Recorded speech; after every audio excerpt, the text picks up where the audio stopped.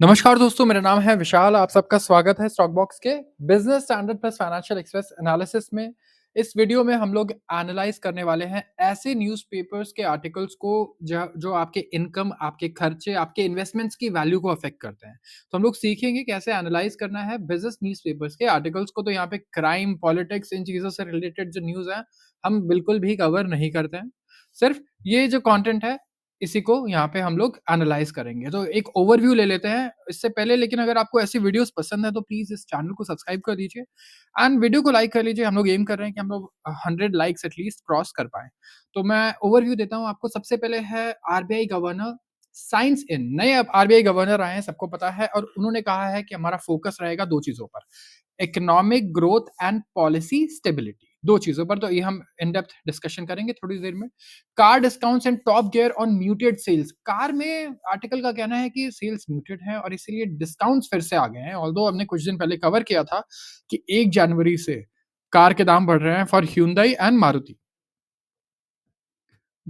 Bhartiya's Jaipurias to sludge it out in the cola space। तो यहाँ पे बात हो रही है जुबिलेंट भारतीय ग्रुप की, एंड उन्होंने अनाउंस किया है कि उन्होंने एक एग्रीमेंट साइन किया है जहाँ पे 40% ये बाय करेंगे कोको कोला के लोकल बॉटलिंग यूनिट में। हिंदुस्तान कोको कोला जहाँ पे बॉटलिंग होती है इनके ड्रिंक्स की। इसे भी इन डेप्थ में डिस्कस करेंगे हम लोग। क्रेडिट कार्ड डिलिंक्वेंसीज, डिलिंक्वेंसीज होती क्या है और ये बढ़ रही हैं, तो क्या ये अच्छा है या खराब है? सीआरआईएफ की रिपोर्ट आई है, अभी हम लोग डिस्कस करेंगे। यूएस इन्फ्लेशन ये भी थोड़ा ऊपर चला गया, 2.7% पे आ गया नवंबर में। और इसके बाद है एक editorial article, growth versus inflation, walking on razor's edge. बड़ा मुश्किल हो रहा है हमें बैलेंस करने में ग्रोथ को और इन्फ्लेशन को, दोनों चीजों को। तो इसके बारे में एक एडिटोरियल है, देखते हैं राइटर का क्या ओपिनियन है इस पर। एंड यहाँ पर बात हो रही है अगले एडिटोरियल की, जो है डेट के बारे में, लिंगरिंग डेट डेंजर। डेट बहुत ज़्यादा हो गया, उधार बहुत ज़्यादा हो गया है पूरी दुनिया भर में कंट्रीज़ पर, तो इसका क्या इफ़ेक्ट पड़ेगा हमारे ऊपर?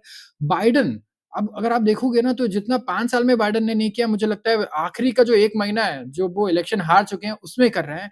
ये शायद नए रशिया ऑयल पर सैंक्शंस ला सकते हैं ताकि ये पुतिन को वीक कर पाएँ जाने से पहले। एंड इसके बाद एफएमसीजी फर्म्स, इनके शेयर प्राइस आप देखो बिल्कुल मरे हुए चल रहे हैं इस टाइम पे। एंड ये काउंट कर रहे हैं कि इनकी जो ओवरऑल परफॉर्मेंस है रेवेन्यू के टर्म्स में स्पेसिफिकली, ये रिवाइव होगी, मतलब फिर से ऊपर जाएगी अर्बन डिमांड की वजह से। अर्बन एरियाज़, शहरों में जो डिमांड है एफएमसीजी प्रोडक्ट्स की, वो काफ़ी कम हो गई थी पिछले साल। तो 25-26 में एक्सपेक्टेशन है बेहतर परफॉर्मेंस की, बेहतर सेल्स की। तो आइए डिस्कशन करना शुरू करते हैं हम लोग इन डेप्थ सारे आर्टिकल्स का। सबसे पहला है, new RBI governor signs in says focus to be on economic growth and policy stability. तो यहाँ पे संजय मल्होत्रा जी, ये आर्टिकल सबके लिए इंपॉर्टेंट है। मैं बताता रहूंगा एक एक आर्टिकल किसके लिए इंपॉर्टेंट है, ताकि आप लोग भी देखो कि आपको कुछ फर्क पड़ता है या नहीं इससे, ठीक है। संजय मल्होत्रा, जिन्होंने अभी नई कमान संभाली है आरबीआई के गवर्नर की पोजीशन की, इन्होंने कहा अपने पहले मीडिया इंटरैक्शन में, इन्होंने कहा कि देखिए इकोनॉमिक ग्रोथ जो है ना, हमारी जीडीपी ग्रोथ, सबसे पहले तो इसको कुछ नहीं होना चाहिए बिल्कुल। ये हमें एकदम स्टेबल चाहिए, बढ़िया ग्रोथ चाहिए, ठीक है। एंड पॉलिसी मेकिंग में स्टेबिलिटी, ये 2 चीज़ें ना बड़ा ज़रूरी है, और यही हमारी की प्रायोरिटीज़ रहेंगी अगले कुछ साल तक। जितने भी हम सारे डिसीजन लेंगे वो इसी तरफ जाएँगे हमारे। तो सिग्निफिकेंट प्रोग्रेस, बड़ी प्रोग्रेस की गई है फाइनेंशियल इंक्लूजन में, जैसे कि बहुत सारे जनधन अकाउंट खुले तो लोग फाइनेंशियली इंक्लूड हुए। तो इंक्लूजन का मतलब यही होता है कि ज़्यादा से ज़्यादा लोगों को हमारा जो फाइनेंशियल सिस्टम है उसमें लेकर के आना। लेकिन अभी इसमें काफ़ी सारा काम बाकी है। मल्होत्रा जी का कहना है, उन्होंने कहा कि बहुत ज़रूरी है कि हम कोलैबोरेट करें सारे स्टेक होल्डर्स के साथ फाइनेंशियल सिस्टम में, और एडवांस करें इन एफर्ट्स को। तो हमारी इकोनॉमी है ना, यहाँ पर अभी काफ़ी ज़्यादा डेवलपमेंट की ज़रूरत है, क्योंकि अभी हम अमृत काल की बात कर रहे हैं। तो हमें विकसित भारत का जो गोल हमने रखा है 2044 का, इसमें बहुत बड़ी रिस्पॉन्सिबिलिटी आती है कि हम ग्रोथ को सस्टेनेबली कंटिन्यू कर पाएँ स्टेबिलिटी के साथ। जो स्टेटमेंट है ये अज़्यूम करता है कि इंडिया का जो जीडीपी ग्रोथ रेट है जुलाई-सितंबर में, अब देखिए यहाँ पे 7 क्वार्टर लो पर आ गया। पिछले 7 क्वार्टर्स में अगर आप देखेंगे तो लोएस्ट 5.4%। तो ये एक चैलेंज रहने वाला है आरबीआई के पास कि किस तरीके से हम इकोनॉमिक ग्रोथ को बूस्ट कर पाएँ, जिसके लिए ब्याज दर को इन्हें क्या करना होगा? घटाना होगा।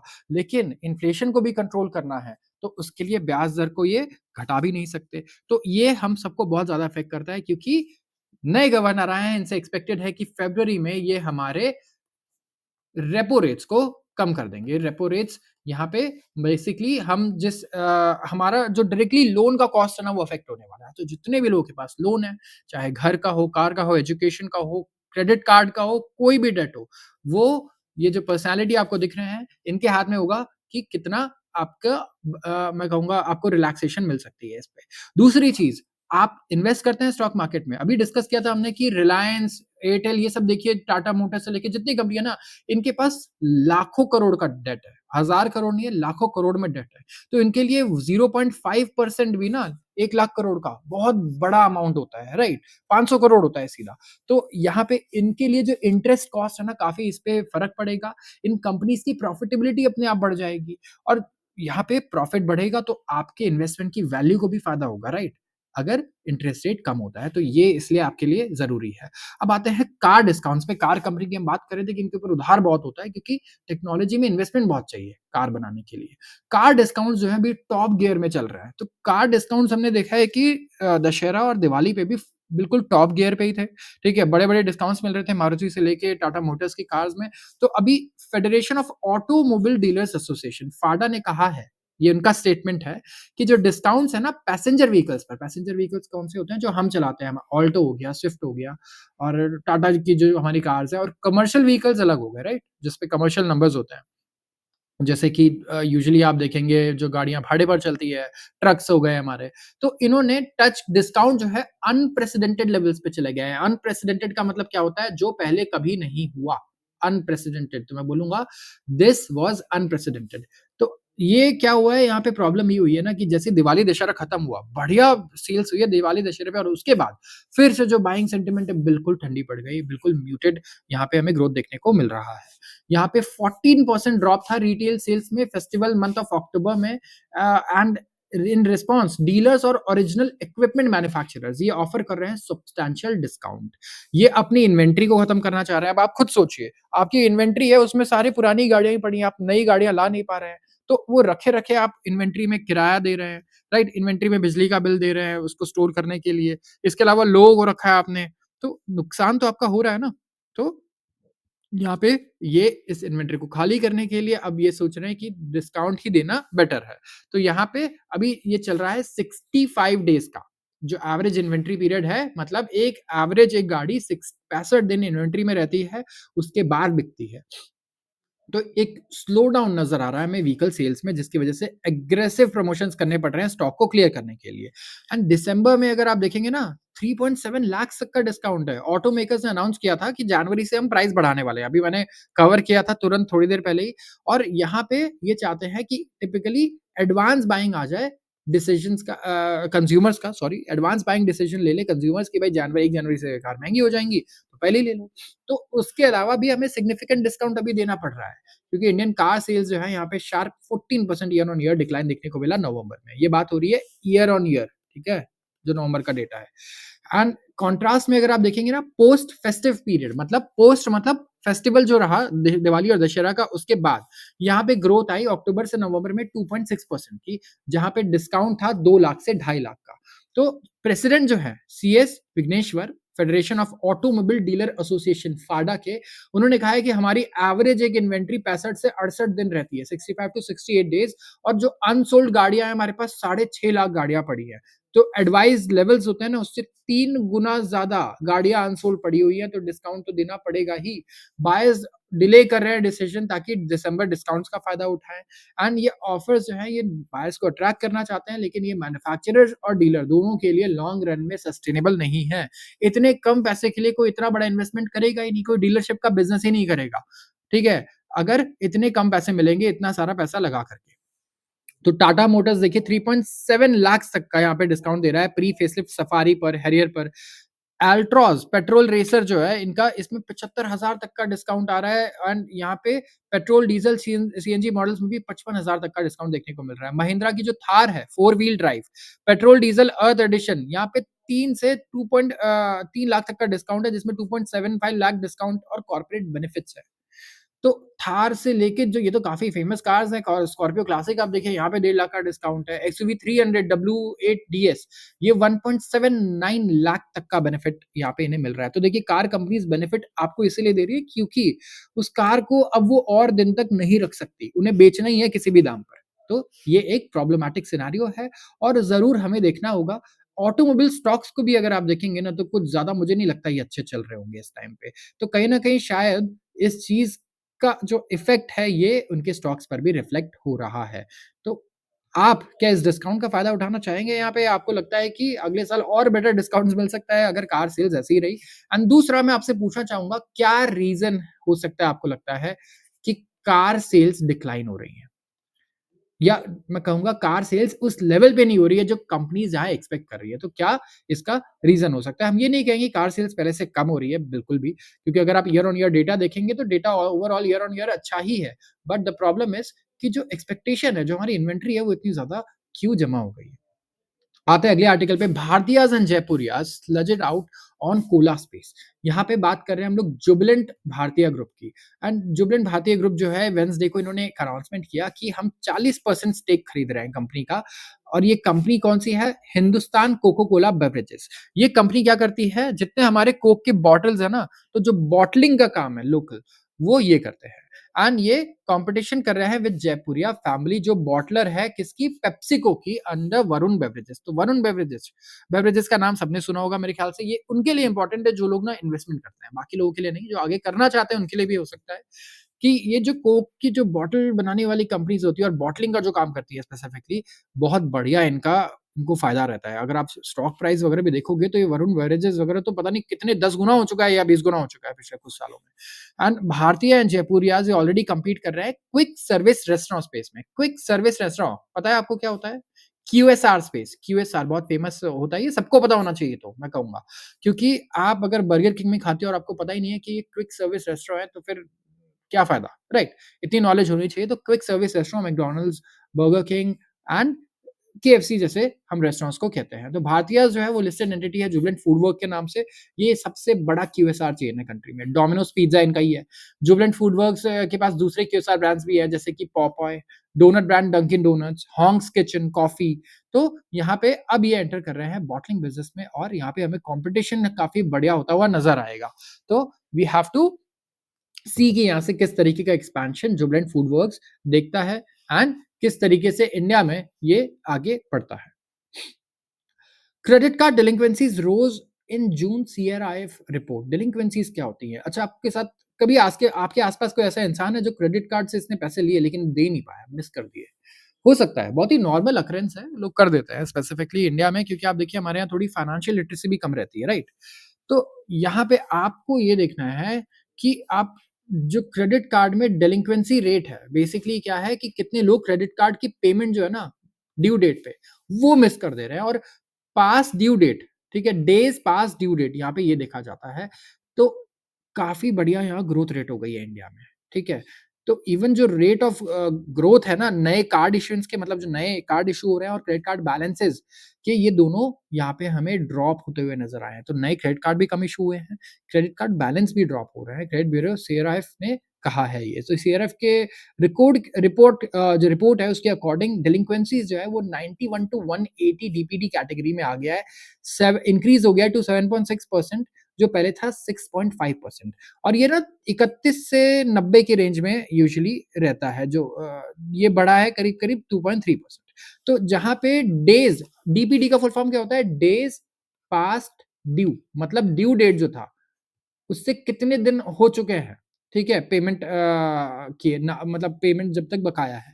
तो जो कैटेगरी थी जहाँ 91 से 180 दिन बकाया मतलब हो गया, 6 महीने तक आपने नहीं पे किया है क्रेडिट कार्ड बिल, वो यहाँ पे ग्रोथ आई है, ये हो चुका है 7.6% जो पहले था कितना? पहले था ये 6.5%। इसके अलावा 31 टू 90 डेज़ वाली जो कैटेगरी है ना, जिन्होंने 1 महीने से 3 महीने तक अपना क्रेडिट कार्ड का बिल अभी नहीं चुकाया है, तो ये अब 2.3% हो गया है फ्रॉम 2.2%। तो यहाँ पे कहीं न कहीं हमें इंक्रीमेंट देखने को मिल रहा है डेलिंक्वेंसीज़ में और लोगों का ये कहना भी था कि क्रेडिट कार्ड ना आप आँख बंद करके इश्यू कर रहा है, ऐसे लोगों को भी इश्यू कर दे रहे हो जो कुछ कमा नहीं रहे हैं। स्टूडेंट्स को भी क्रेडिट कार्ड दे दिया जा रहा था बीच में। मतलब इतना ज़्यादा हो गया था स्पेसिफिकली जो नए-नए एप्लीकेशंस आए हैं, तो इसका इफ़ेक्ट कहीं न कहीं हमें दिख रहा है। तो जो नए क्रेडिट कार्ड ओरिजिनेशंस हैं इंडस्ट्री में, ये एक तो ड्रॉप हुए हैं, 34.4% कम क्रेडिट कार्ड इश्यू हुए हैं। तो इसका मतलब क्या है कि लोगों ने क्रेडिट कार्ड बनवाना बंद कर दिया? नहीं। जिस तरीके से पहले बिना ढंग से कंप्लायंस फॉलो किए, बिना अच्छे से स्क्रूटनाइज़ किए आप क्रेडिट कार्ड दे दे रहे थे लोगों को, अब ऐसा ईज़ी नहीं है करना। आरबीआई वगैरह काफ़ी स्ट्रिक्ट हुआ बीच में। तो यहाँ पे कहीं न कहीं हमें इसीलिए देखने को मिल रहा है कि ये डेलिंक्वेंसीज़ रेट भी काफ़ी पहले से इंक्रीज़ हो रही है। तो अब ये देखिए 31 से 90 डेज़ में 2.2 से 2.3 हो गया। 91 से 180 6.5 से 7.6% हो गया। 180 से 360 में 0.7 से 0.9 हुआ है और 3 से 1 साल से भी जो बकाया ज़्यादा है, वो 1.3 से 1.7 हो गया है। तो हर जगह डेलिंक्वेंसी रेट्स में काफ़ी ज़्यादा ग्रोथ हमें दिखाई दे रही है।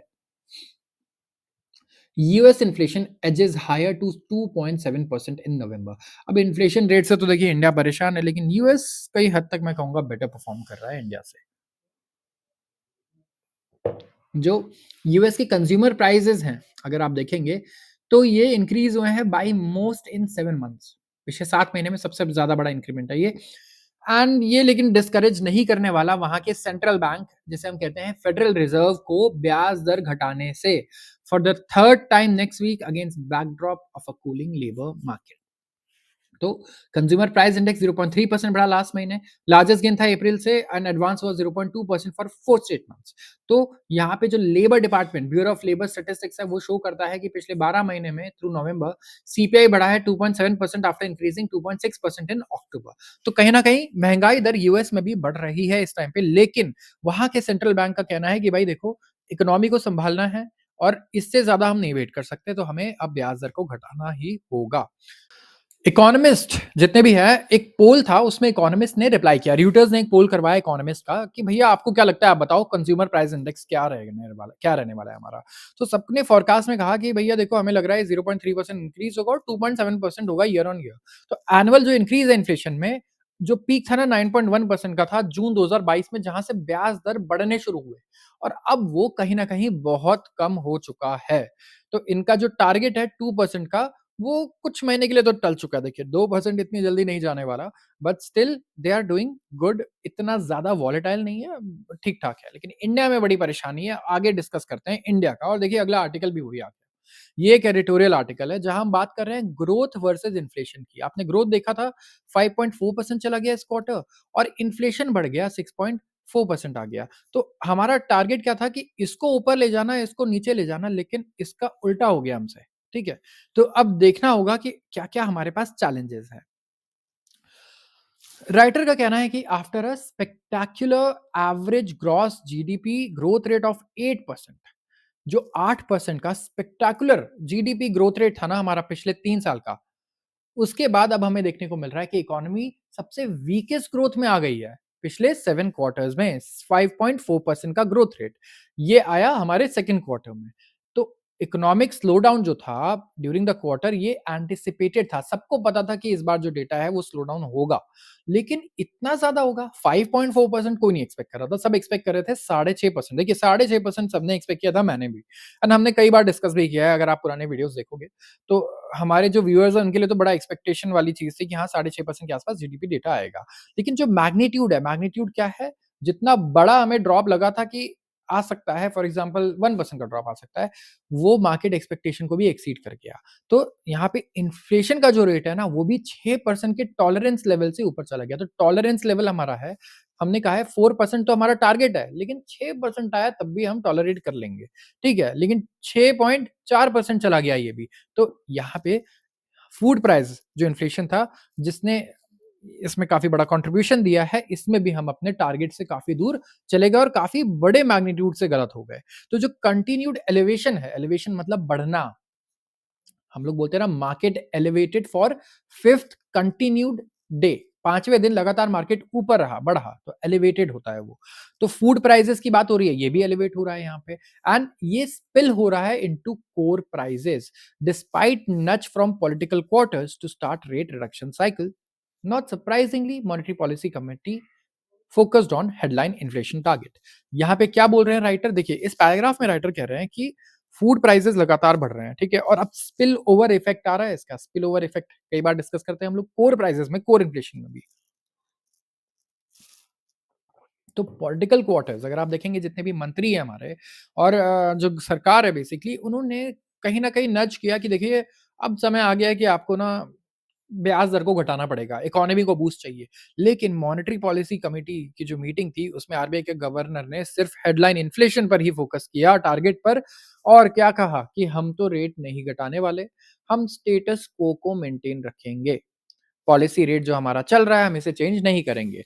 तो जो स्लो ग्रोथ आया है सेकंड क्वार्टर में, ये सवाल खड़े करता है कि क्या ये एक ब्लिप है, एक छोटा-सा कि चलो ठीक है, एक ड्रॉप आया, बस फिर हम दोबारा रिकवर कर लेंगे, या फिर यहाँ पे एक स्ट्रक्चरल फैक्टर है, कुछ बड़ा यहाँ पे है एट प्ले, कुछ बड़ा हो रहा है जिसकी वजह से हमारी जीडीपी यहाँ पे डिक्लाइन हुई है, जो ग्रोथ रेट है सक्सेसिव क्वार्टर्स में।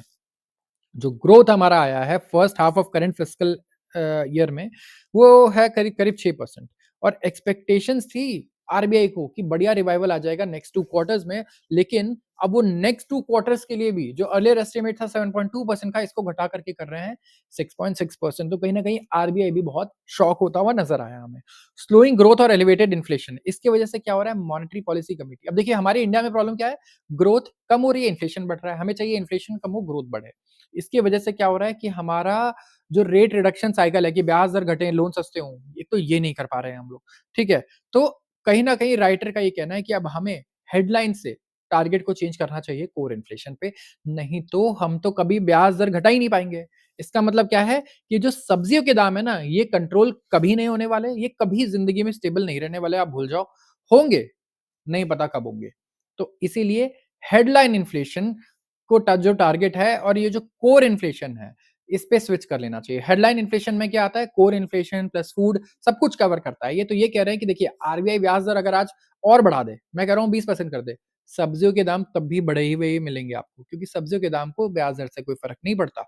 सब्जियों के दाम, पल्सेस के दाम, वेजिटेबल्स के दाम बढ़ते हैं सप्लाई की इश्यू के कारण, तो सप्लाई की इश्यू है। तो कोर इन्फ्लेशन पे आरबीआई सिर्फ फोकस करे।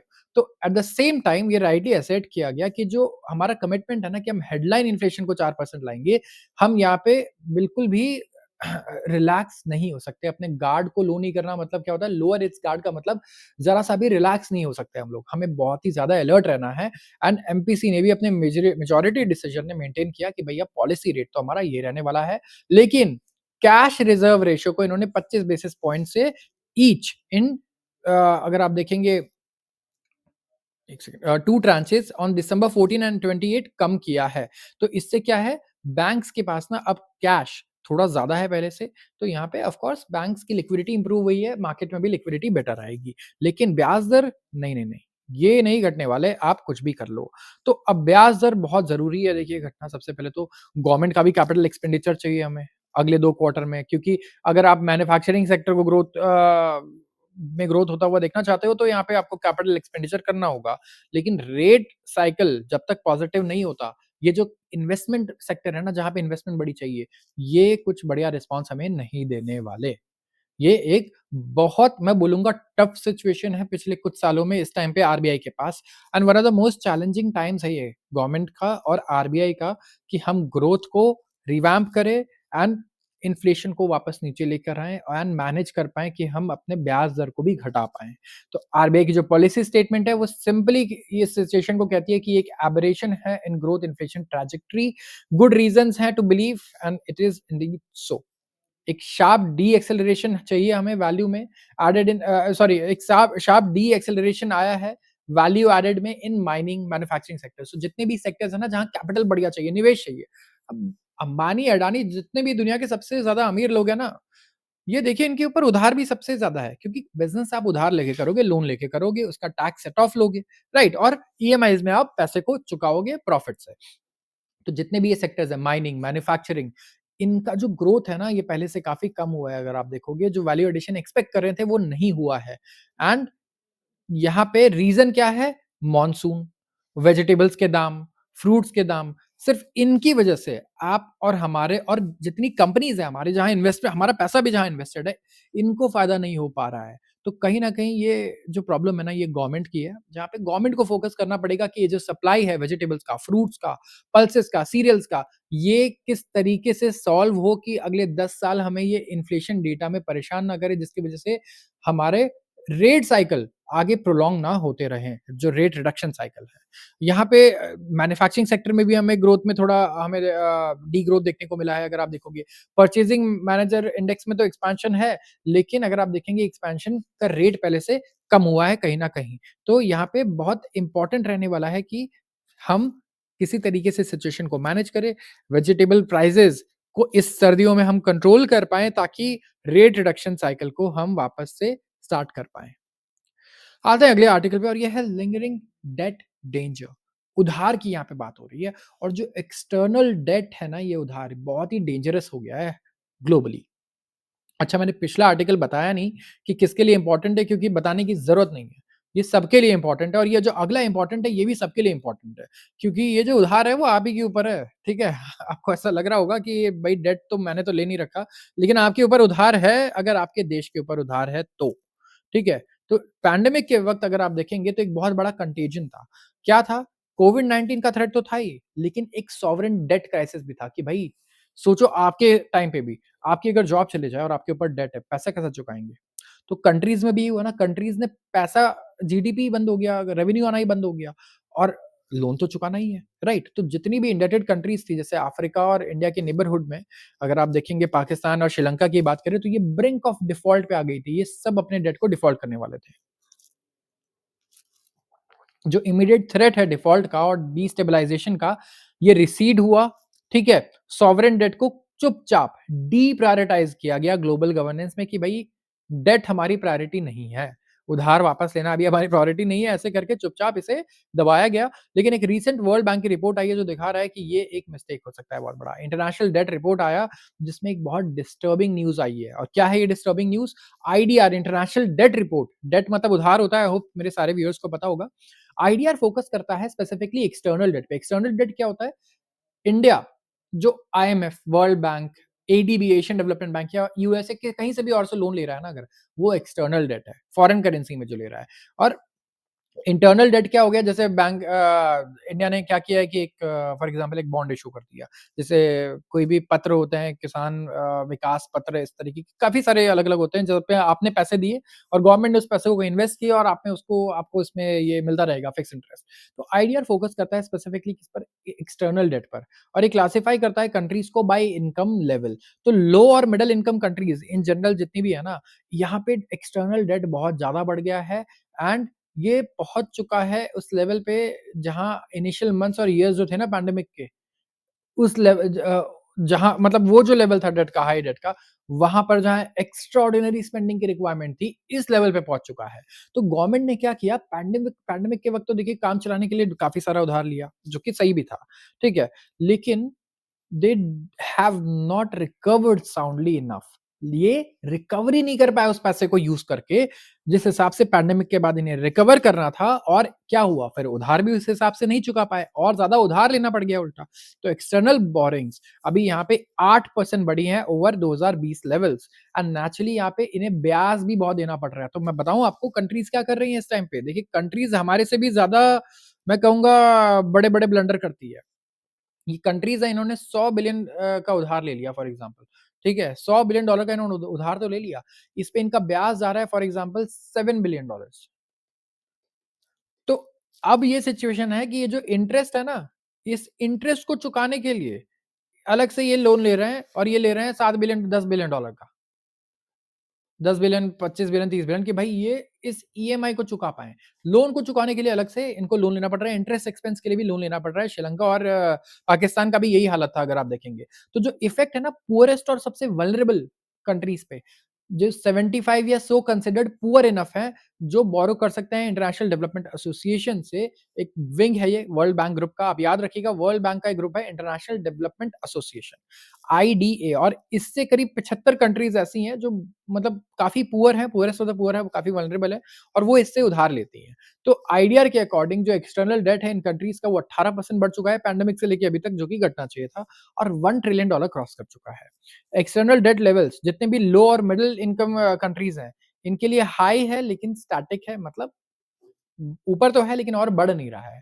एंड यहाँ पे अर्ली अप ट्रेंड है पुअरेस्ट कंट्रीज़ के लिए, तो जो गरीब है उसको और ज़्यादा उधार लेना पड़ रहा है और वो और ज़्यादा उधार ले रहा है फिर उस उधार को चुकाने के लिए इंटरेस्ट पेमेंट करने के लिए। तो यहाँ पे कहीं न कहीं कहा जा रहा है कि कोई सीरियस अटेम्प्ट किया ही नहीं गया कि आप इन कंट्रीज़ को असिस्ट करें, इनके पैंडेमिक एरा डेट को रीपे करने में एंड कुछ एफर्ट्स किए गए in this direction in 2021 and 2022 including India's presidency of G20 लेकिन ये बिल्कुल फ्यूटाइल था मतलब बेकार था।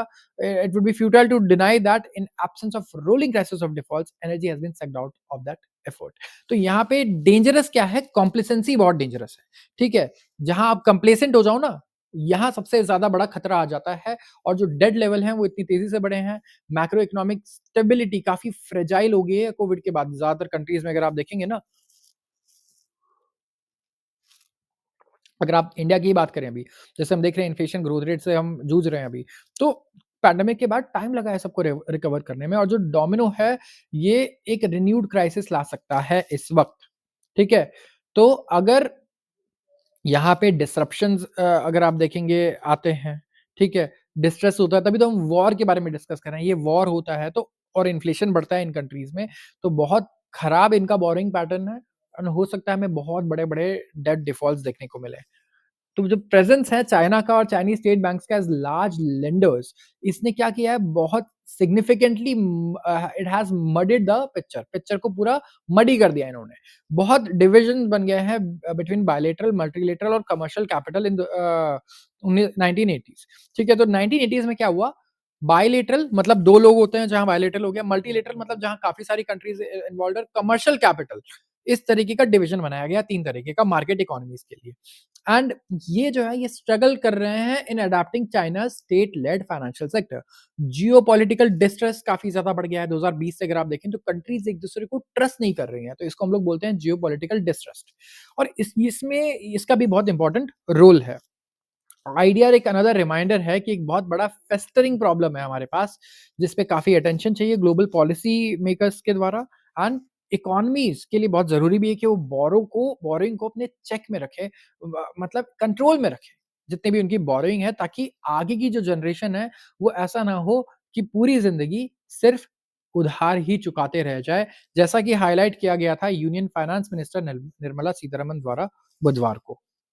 तो Biden mulls new Russia oil sanctions to weaken Putin. अब मैं कह रहा था कि बाइडेन एडमिनिस्ट्रेशन तो इतना काम मुझे लगता है 5 साल में नहीं किया है, जितना लास्ट के 15 दिन में कर रहे हैं इससे पहले कि वो कमान डोनाल्ड ट्रंप को सँभाले। बाइडेन एडमिनिस्ट्रेशन इस टाइम पे सोच रहा है कि एक और टफ सैंक्शन लगाया जाए रशिया रशिया के ल्यूक्रेटिव ऑयल ट्रेड पे और स्क्वीज़ किया जाए इनके वॉर मशीन को। मतलब कहना क्या है कि ये जो वॉर में पैसा है ना, ये ऑयल ट्रेड से आ रहा है। तो ये ऑयल ट्रेड से पैसा आने ही नहीं देना ताकि वॉर में ये एकदम वीक हो जाए। तो डिटेल्स हैं पॉसिबल न्यू मेजर्स की जिस पे काम किया जा रहा है इस वक़्त पे। प्रेसिडेंट जो बाइडेन बाइडेन की जो टीम है वो कंसिडर कर रही है रिस्ट्रिक्शंस जो टारगेट करेंगी रशियन ऑयल एक्सपोर्ट्स को। काफ़ी जो फ़ैमिलियर है लोग उन्होंने कहा है और यहाँ पे ये जो स्टेप है, ये ऐसा स्टेप है जिसे बाइडेन ने लॉन्ग रेज़िस्ट किया कि इससे क्या हो सकता है एनर्जी कॉस्ट बहुत बढ़ सकता है एंड स्पेशली अगर आप देखेंगे लास्ट मंथ प्रेसिडेंशियल इलेक्शंस में, तो बाइडेन ने खुद तो ये नहीं किया अपने टाइम पे, लेकिन क्योंकि अब डोनाल्ड ट्रंप आ रहे हैं 15 तारीख या 20 तारीख से वो शपथ ले लेंगे, तो उनके लिए ये हाई एनर्जी कॉस्ट और ये सारी चीज़ों के प्रॉब्लम छोड़ के जाना चाहते हैं, जैसा कि ये दिखाई दे रहा है क्योंकि अगर रशियन ऑयल पे आप और सैंक्शंस लगाते हो एंड ग्लोबली ऑयल का सप्लाई कम होता है, तो क्रूड ऑयल के दाम काफ़ी तेज़ी से बढ़ेंगे और जब बढ़ेंगे तो यूएस का इन्फ्लेशन जो हमने देखा है 2.7% ये हो सकता है बढ़ के 3% फिर से क्रॉस कर जाए। और अगर ये होता है तो यहाँ पे जो इंटरेस्ट रेट्स और जो मॉनेटरी पॉलिसी कमिटी ने अभी जो डिसीजन लिए थे ना रेट कट के यूएस में, अगर ये इन्हें वापस लेना पड़ गया ना तो बहुत मैं कहूँगा कि जितने इन्वेस्टर्स हैं, जितने मैं कहूँगा कंपनीज़ हैं, सबको बैंक्स को बहुत बड़ा नुकसान हो सकता है, बहुत बड़ा झटका लग सकता है। सबसे सेंसिटिव, सबसे बड़ा रिस्क इस वक़्त दुनिया में क्या है, मैं बोलूँगा स्पेसिफिकली यूएस के लिए कि कहीं इन्फ्लेशन बहुत ज़्यादा फिर से ना बढ़ जाए, कि इन्हें रेट कट के डिसीज़न वापस लेने पड़ जाए। जब इन्होंने लास्ट टाइम 1986-87 में रेट कट किया और उसके बाद इन्फ्लेशन का डेटा खराब आया तो वापस से रेट बढ़ा दिए। और उसके बाद स्टॉक मार्केट में 22% Dow Jones I think crash हो गया था उस टाइम पे। तो ये इस तरीके की सिचुएशन क्रिएट करके क्या जाना चाहता है बाइडेन एडमिनिस्ट्रेशन, ये हमें देखना होगा।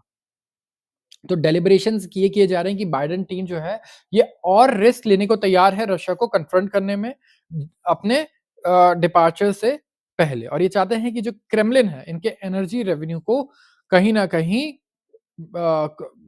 बेसिकली हर्ट किया जाए, जो रेवेन्यू आ रहा है इनका एनर्जी ट्रेड से, ये कम किया जाए। एंड यूएस गैसोलीन प्राइसेस भी अगर आप देखेंगे ना, तो ये लोएस्ट लेवल पे पहुंच गया है सिंस मिड 2021, तो इनको भी शायद कुछ फायदा होगा। ऑयल प्राइसेस जब बढ़ेंगे तो ऑफ कोर्स यूएस तो खैर खुद ही एक प्रोड्यूसर है बहुत बड़ा ऑयल का।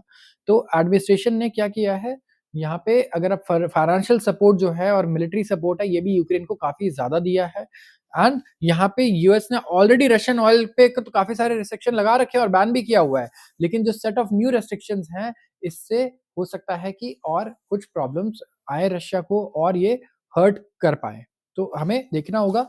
यूरोपियन यूनियन भी प्लान कर रहा है इसी तरीके के measures on Russia's shadow fleet before end of 2024, जहां पे ये टारगेट करेंगे उन इंडिविजुअल्स को जो इस ट्रेड में इन्वॉल्व है, जो ऑयल वगैरह ट्रेड कर रहे हैं, डायरेक्टली उन लोगों को टारगेट करना चाह रहे हैं। तो मेरे हिसाब से हमारे लिए तो ये बहुत ही बैड न्यूज़ होने वाली है। ऑल्दो अब देखिए इंडिया रशिया से ऑयल सिक्योर कर पा रहा है, बट बहुत वॉलेटिलिटी आ जाएगी क्रूड ऑयल प्राइस में, और जो हम सोच रहे हैं ना कि आरबीआई फरवरी में रेट कट करेगा और हमारी जीडीपी ग्रोथ रेट होगी, ये सब पे पानी फिर जाएगा। अगर ये चीज़ होती है तो मुझे ऐसा लगता है। तो ये काफ़ी बड़ा रिस्क है मुझे लगता है। बहुत ही बड़ा रिस्क है एंड अपने पैर पे भी कुल्हाड़ी मारने वाली बात लग रही है ये। But we have to think deeper, थोड़ा और डीपली सोचना पड़ेगा कि यूएस का इसमें क्या फ़ायदा है अगर वो ये कर रहे हैं। आप भी अपना ओपिनियन दीजिए। आपको क्या लगता है कि यूएस को क्या फ़ायदा हो सकता है? And give it with a reason. आप एक रीज़न दीजिए, will like to read the logics. And बहुत अच्छे-अच्छे कमेंट्स आए हैं, मैंने सारे कमेंट्स भी पढ़े हैं। I will also reply today. तो डोमेस्टिक अगला जो न्यूज़ है, ये है एफएमसीजी सेक्टर के बारे में। एफएमसीजी क्या होता है? Fast moving consumer goods. जितनी ये आईटीसी हो गई हमारी, हिंदुस्तान यूनिलीवर हो गया और इसके अलावा ब्रिटानिया हो गया, ये सारी कंपनीज़ क्या हैं? ये fast moving consumer goods companies हैं। और ये एक्सपेक्ट कर रही हैं कि इनके अच्छे दिन आने वाले हैं 2025-26 फाइनेंशियल ईयर में, क्योंकि शहरों में इनके प्रोडक्ट्स की डिमांड बढ़ेगी, जो 2024 में तो काफ़ी पुअर नज़र आई हमें। तो डोमेस्टिक कंज्यूमर गुड्स एक्सपेक्ट कर रहे हैं कि मार्केट ग्रोथ रेट होने वाला है बढ़िया एफवाई 26 में। अर्बन स्लोडाउन जो है वो सबसाइड कर जाएगा तब यहाँ पे, एंड एग्जीक्यूटिव जितने भी हैं टॉप एफएमसीजी फर्म्स में, उनका ये मानना है इस वक्त। तो कंपनीज एक्सपेक्ट कर रहे हैं कि सिंगल डिजिट ही ग्रोथ रेट रहेगा, single digit price led growth रहेगा, जिसमें ओवरऑल टॉप लाइन भी ग्रो करेगा। मल्टीपल क्वार्टर्स हमें देखने को मिला कि प्राइसिंग डिक्लाइन हुआ due to benign commodity cost on non food front. FY 26 better होना चाहिए एफआई 25 के कंपैरिजन में। ओवरऑल कंज्यूमर गुड्स कैटेगरी में मार्केट स्टेबल रहने वाला इन्हें लगता है। अर्बन एरियाज, जो शहरी एरियाज है स्पेसिफिकली, यहाँ पे स्लो डाउन के कंसर्न्स थे, लेकिन अब पहले से वो कम है। एक पेन है जो विजिबल है दिसंबर और मार्च क्वार्टर्स में एफआई 25 में, क्योंकि डिमांड वीक रहा है। एंड यहाँ पे जो मार्केट ग्रोथ रेट्स भी हैं, एफएमसीजी, पेंट, इन सारे सेक्टर्स में बढ़िया होना चाहिए। ये कहाँ? अर्बन एंड रूरल एरियाज दोनों में। ये मानना किसका है? अभिजीत रॉय जी का, जो एमडी है और सीईओ है बर्जर पेंट्स के। तो रॉय जो है ये बात कर रहे थे सीआईआई के नेशनल एफएमसीजी समिट में मुंबई में बुधवार को, और इनके जो व्यूज थे सबने उनसे एग्री किया। पिडिलाइट ने एग्री किया, ब्रिटानिया, आईटीसी, ये सारी जो कंपनीज के एग्जीक्यूटिव थे, सबने एग्री किया कि ये सही कह रहे हैं। जो अर्बन मार्केट है ना, ये काफी वीक था इस साल, लेकिन हमें लगता है कि इस बार काफी बढ़िया ग्रोथ रहनी चाहिए, और ये बहुत बढ़िया साइन हमें यहाँ पे अभी से नजर आ रहे हैं। एफएमसीजी मार्केट ग्रोथ रेट, यहाँ पे एक नीलसन आईक्यू रिपोर्ट है, उन्होंने कहा है कि इंप्रूव होगी, क्योंकि एक तो लो बेस इफेक्ट रहेगा, पहले ग्रोथ कम था, तो वहां से ग्रोथ ऑलरेडी बढ़िया ही आएगा, क्योंकि पुराना ग्रोथ वीक था। तो एंड रूरल ग्रोथ रेट भी बहुत स्ट्रांग रहने वाला है। अगले साल भी एक्सपेक्टेड है कि रूरल डिमांड बढ़िया ही रहने वाला है, रिकवरी अच्छी रहेगी, एंड अर्बन भी काफी बढ़िया ग्रो करेगा।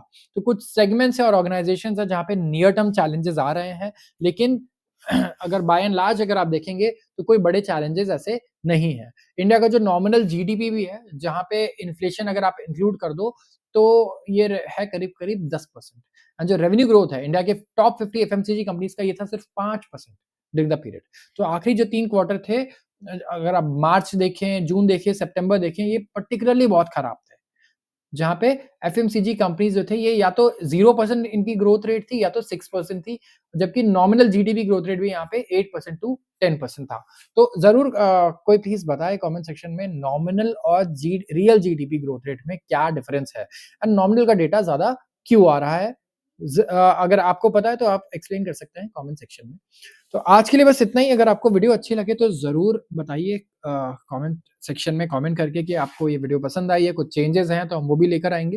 एंड आप सबका बहुत-बहुत धन्यवाद इस पूरे वीडियो को एंड तक देखने के लिए। एंड प्लीज़ लाइक भी ड्रॉप कर दीजिएगा जाने से पहले।